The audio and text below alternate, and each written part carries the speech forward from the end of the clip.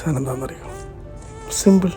നല്ല പോത്തിറച്ചി എന്ന് പറയുമ്പോൾ നല്ല നെയ്യും എല്ലും ചേർന്നിട്ടുള്ള പോത്തിറച്ചി.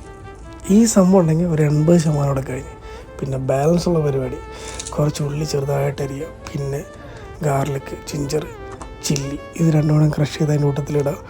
പിന്നെ കുറച്ച് പുതിന ഇല, അത് ഓപ്ഷനിലാണ്. പിന്നെ അതിൻ്റെ കൂട്ടത്തിൽ കറിവേപ്പിൻ്റെ ഇല, പിന്നെ കുറച്ച് പച്ചവെളിച്ചെണ്ണ ചേർത്ത് ആദ്യം ഒന്ന് കൈവച്ച് കുഴയ്ക്കുക. പിന്നെ അതിലോട്ട് നമ്മുടെ വേണ്ട പൊടികളെല്ലാം, മല്ലിപ്പൊടി, മഞ്ഞൾപ്പൊടി, ഗരം മസാല, പിന്നെ ജീരപ്പൊടി ഇതെല്ലാം ഇട്ട് നന്നായി ഒന്ന് തിരുമ്പി ഏകദേശം ഒരു 45 മിനിറ്റ് കുക്കറിലിട്ടടിക്കുക, അല്ലെങ്കിൽ ഒരു 11 വിസിൽ. ഇത് കഴിഞ്ഞാൽ സ്വാദിഷ്ടമായ ബീഫ് കറി തയ്യാർ. കഴിക്കുന്നതിന് തൊട്ട് മുമ്പായി കുറച്ച് പച്ചവെളിച്ചെണ്ണയും കറിവേപ്പില കൊണ്ട് ഇട്ട് കഴിഞ്ഞാൽ സാധനം സെറ്റ്.